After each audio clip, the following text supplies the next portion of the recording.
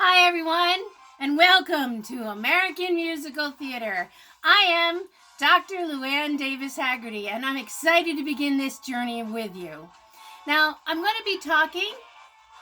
I'm also going to be playing some songs and giving you some bits and pieces of musical theater as we go along. So you'll excuse me as I switch back and forth from talking to the computer. This lecture will be captioned, but I won't be able to sign it at the same time. If you'd like to have this lecture in American Sign Language, email me at lrdnpa@rit.edu,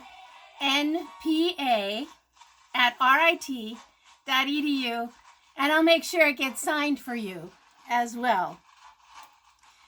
So here we are. And through this online method, I'm hoping that we begin a conversation that you will continue long after this course is over as we explore the sounds, the history, and the secrets of American musical theater. Now, I recommend that you think of these lectures kind of like episodic shows, like you would see in Netflix. And feel free to stop and start however you need to. So there's no need to just sit and listen for the entire 20 minutes as if this were a face-to-face class. I wish it were, and I hope that we'll have that again. But for now, let's use this medium in the best way we can, which is take your time, stop and start. You can listen, you can come with me for the space of time that's comfortable for you. Start and stop as you need to. You can take notes, maybe even write down the music mentioned or the musical, the composers or stars. I may mention something that sparks you in particular. Go ahead and empower yourself to dig deeper. There's always more to know and more to find out. These lectures will be captioned, and if you would like them in ASL, do email me and I'll arrange for that to happen. Let us start. Let me see.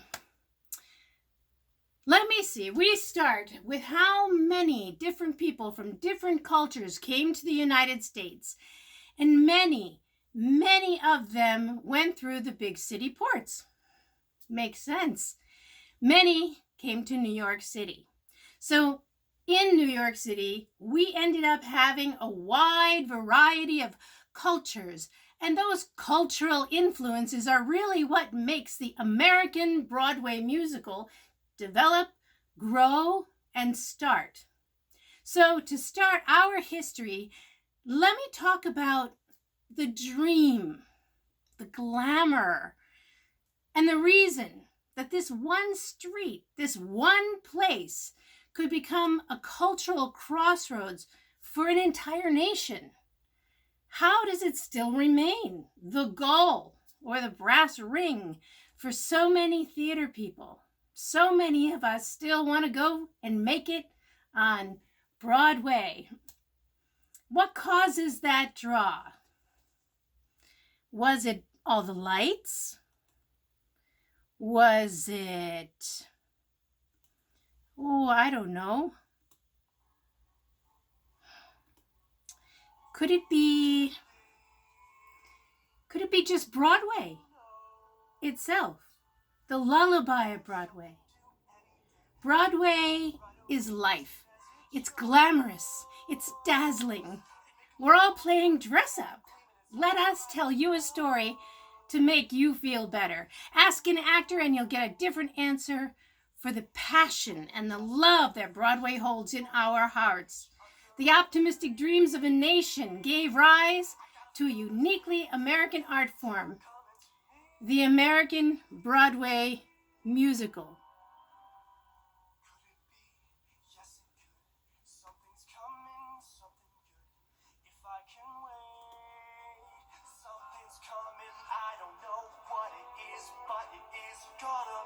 You know, musicals really dust off your soul.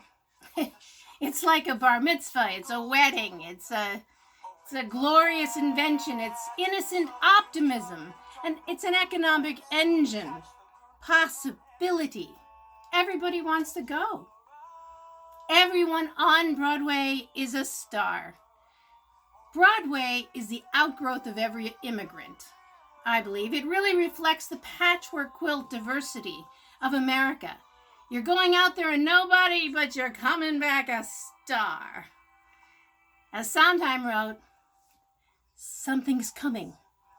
Something good. If you can wait.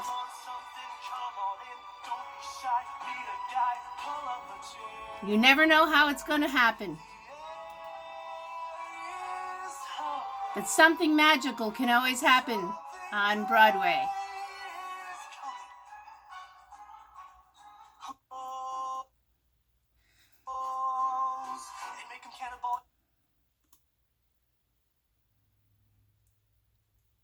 Broadway is the street of dreams. And over the last 100 years, people have come here from every corner of the globe hoping to make their dreams come true. I was one of those dreamers. I made that journey here to New York City. I made my living here as an actor for nearly 20 years. And still a small part of me lives here in Greenwich Village at the IRT Theater on Christopher Street. You can look that up online too. But let me take you back uptown to 42nd Street. The lights of Broadway have always been irresistible. And every night in the theaters around Times Square, conductors raise their batons and the lights dim and the curtain rises on a world of theatrical magic.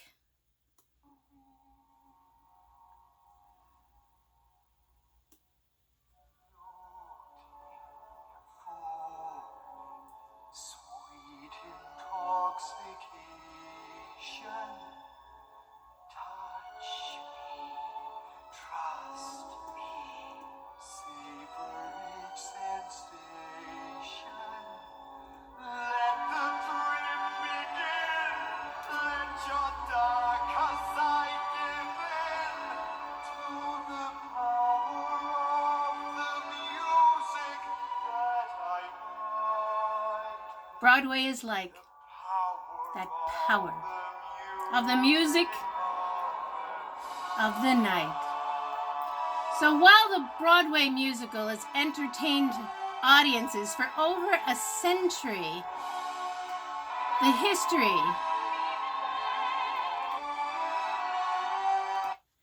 history is what I want to focus on right now. There's been over a century behind entertainments. It provides a fascinating window into the culture of America. I mean, think of all of the different songs you already know, whether you're a theater person or not. Oh, what a beautiful morning. Oh, what a beautiful day. I've got a beautiful feeling. Everything's going my way. Welcome, bienvenue, welcome en cabaret, in cabaret, in cabaret. 525,600 minutes. How do you measure a year in the life? How about love? We could go on, and I could spin through all the musicals that any musical theater kid quotes in one day as they're having a conversation. The theaters themselves have mostly stayed the same. Musicals have always reflected the changing times, whether offering an escape from a world wearied by depression and war, or celebrating life with a brash, upbeat optimism. The Broadway musical has sung the promise of America. Life can be bright in America if you can fight in America. Life is all right in America if you're all white in America. The musical has produced a hit parade of unforgettable songs. I could have danced all night, I could have danced all night, and still have begged for more.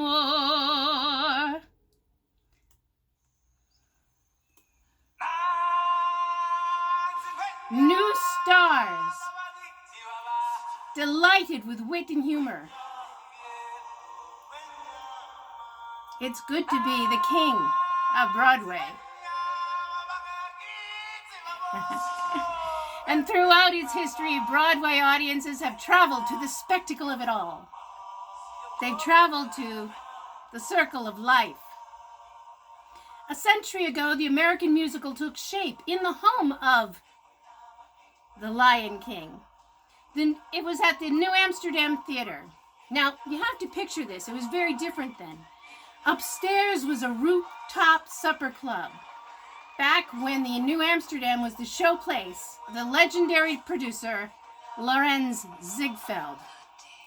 Ziegfeld was the first great impresario.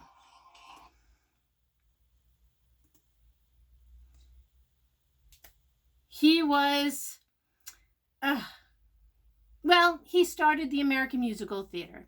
Let's put it right there. He was a producer, yes, but he was also a visionary. So let's start at the very beginning. It's a very good place to start. Little joke from Sound of Music for those who didn't get it. The musical has always been a unique mix of high art and low, music, comedy, business, show. In its earliest days, one production, above all, brought together a variety of theater traditions combining song, dance, and comedy in one extravaganza, the Ziegfeld Follies.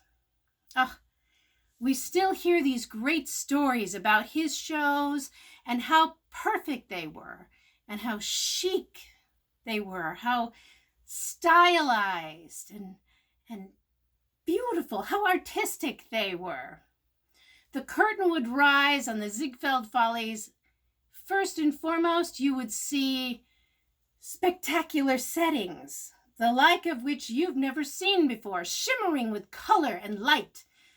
And then we bring out the ladies of the ensemble. These were gorgeous, grandiose, fabulous productions.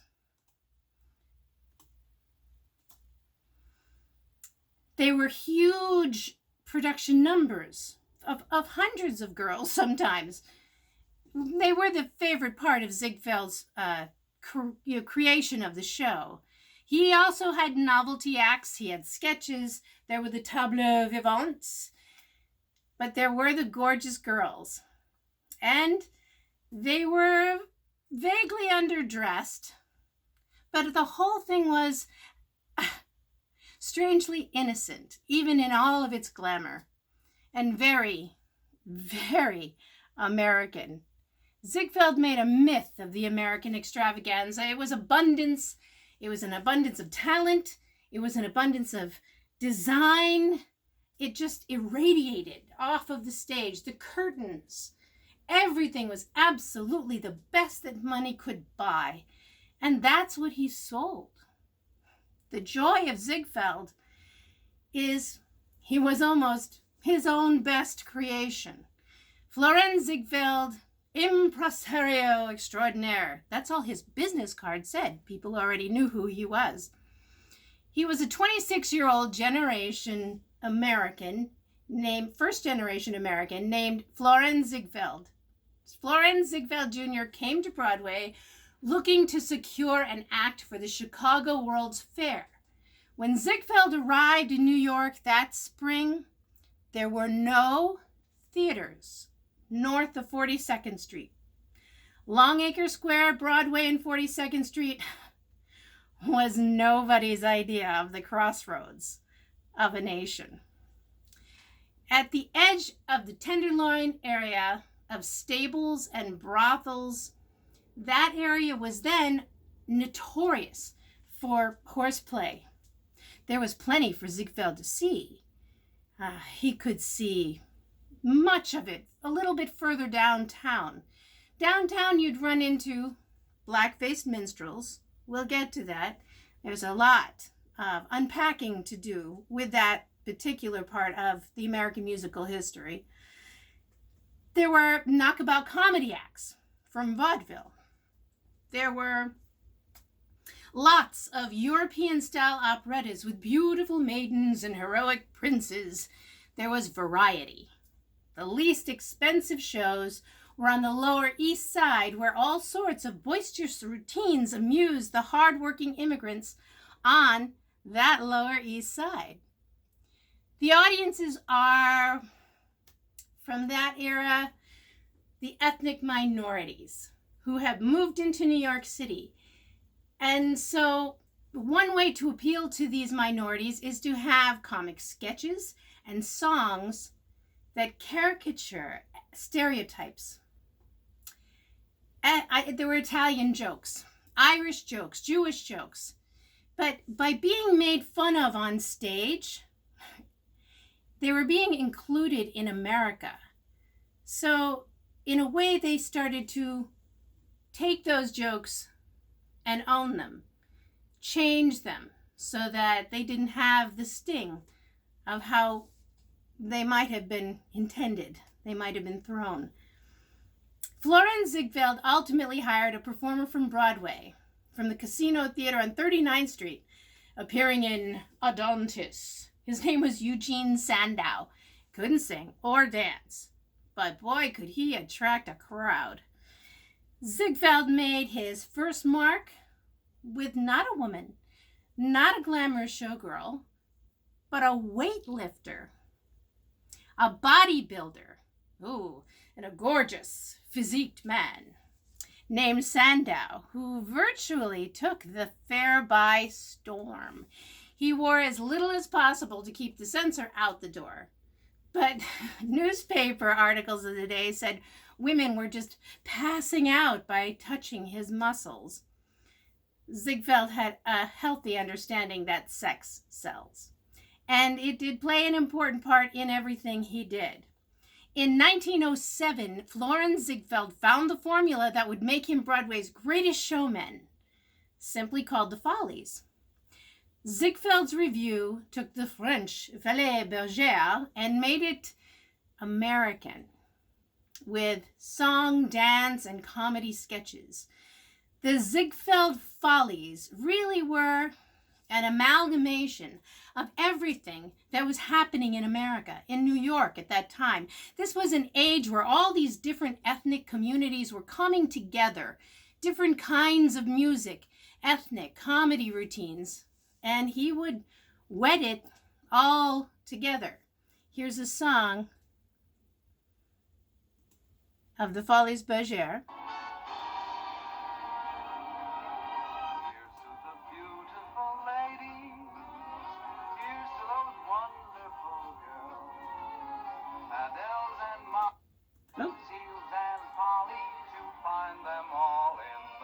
Now that's a 1940s song, and you're hearing Fred Astaire sing it. A little later on, we get in the musical 9, we get this song.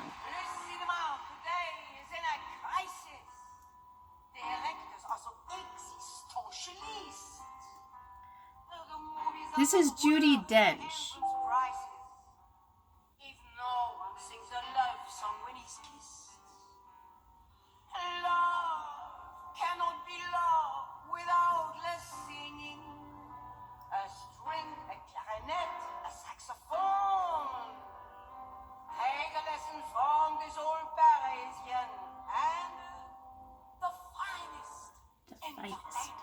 Entertainment she has known.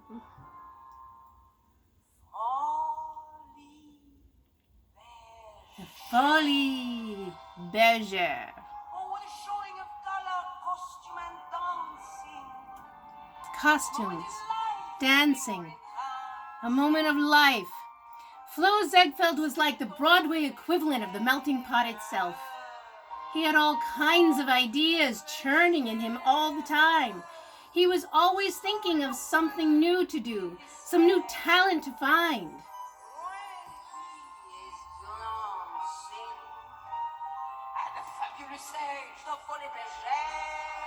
And just like the Folies Bergère, it had to do an awful lot with beautiful women.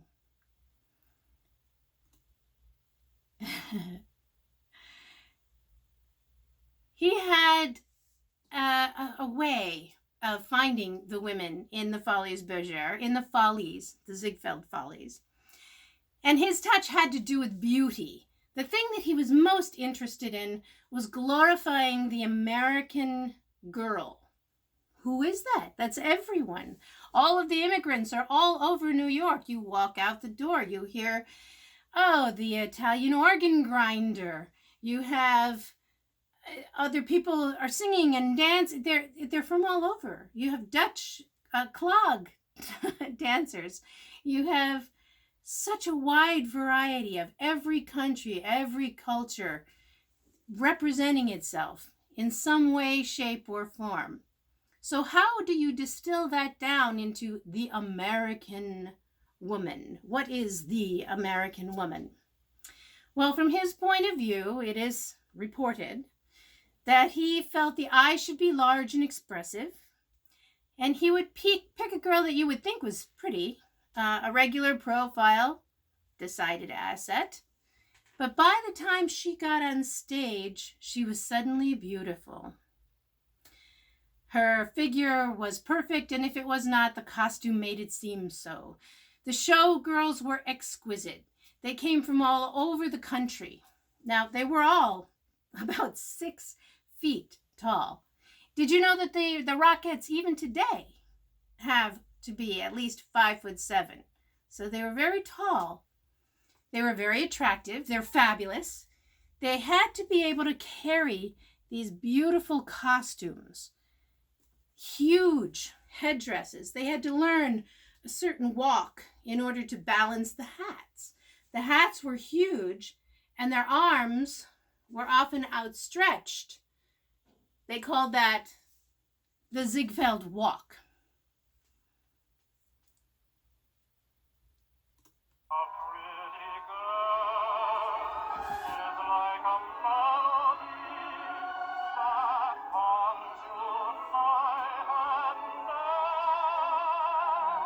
They had to be able to display those costumes.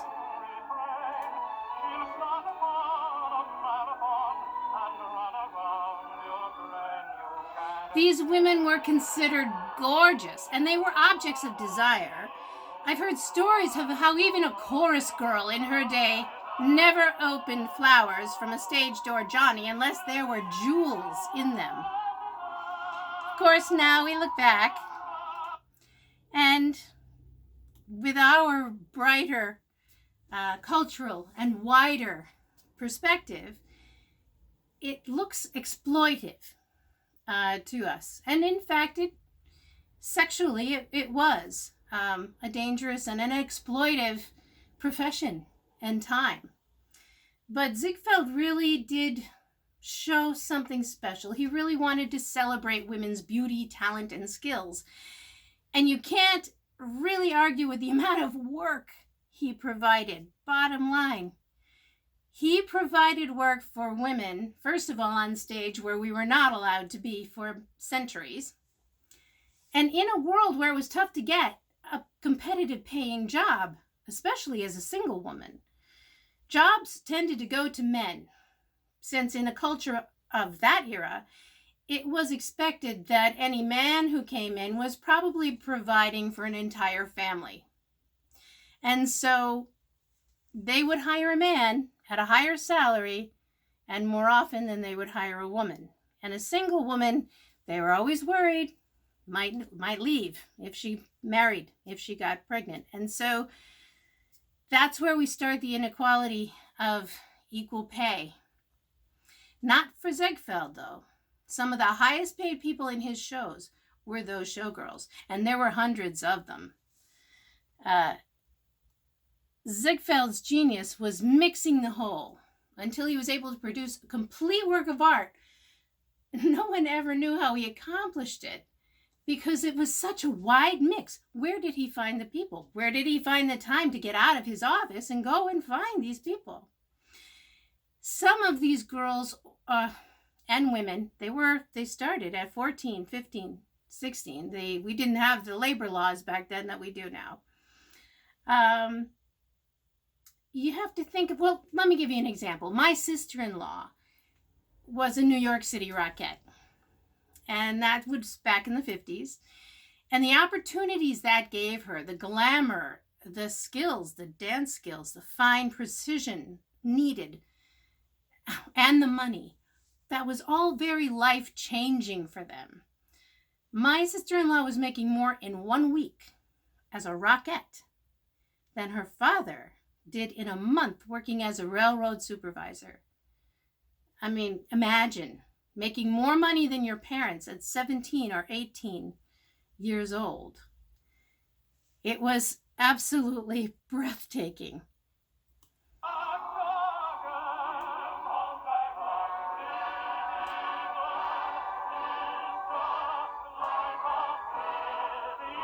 A pretty girl is just like a pretty jewel.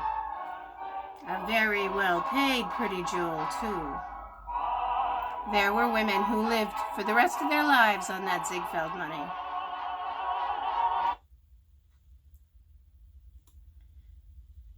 When the City Fathers renamed Longacre Square in honor of the newspaper, the New York Times, that's when we get Times Square. Times Square became the heart of New York. And then when the subway station opened there 6 months later, bringing in visitors from all over the city, the subway made the Broadway musical available to a wide audience, which quickly became enamored of a very particular performer, a wisecracking but patriotic Irish American. His name was George M. Cohan. Let me give you a little bit of George.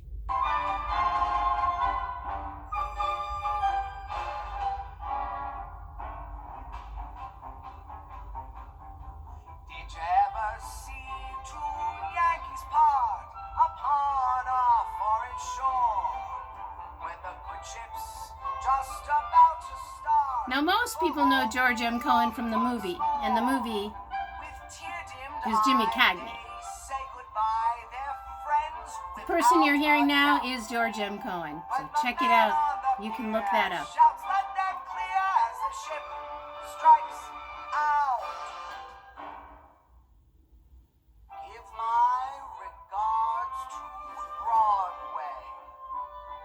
Remember me to Herald Square. You know this song now, don't you? Tell all the gang at 42nd Street that I will soon be there. George M. Cohan, with his energy, was the most incredible performer to get on a stage. Now, I'm not just saying that for nothing. I actually had a friend, yes, I'm old enough to have had a friend, who saw him in person. At that point, he must have been 60 years old. He was in a show called I'd Rather Be Right. And even then, he was amazing.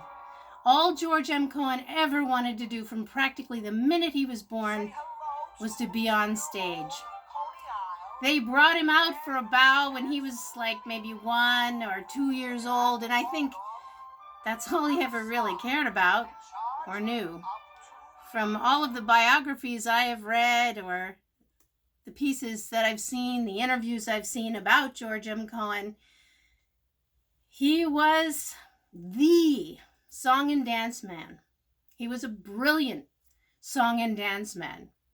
He came out of vaudeville.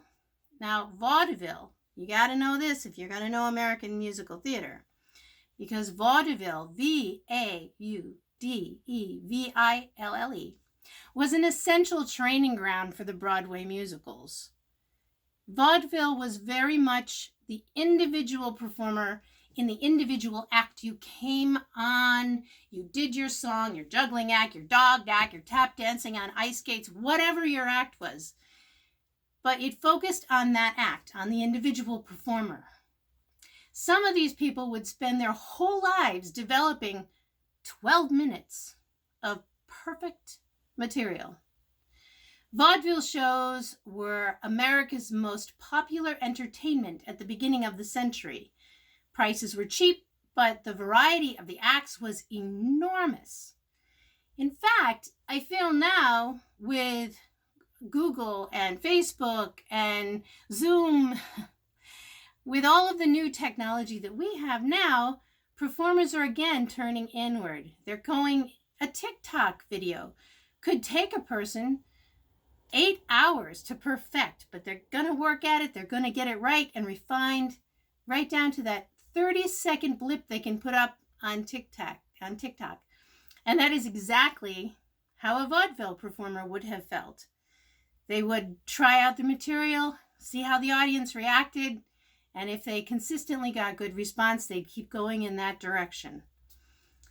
Now, in the ideal vaudeville program, they would want to have complete satisfaction for everyone. I don't know that anything can ever offer you that, but for everyone present. So no matter how mixed the audience may be, wherever they are, whatever state, there were vaudeville houses, maybe 20, 30 in every town.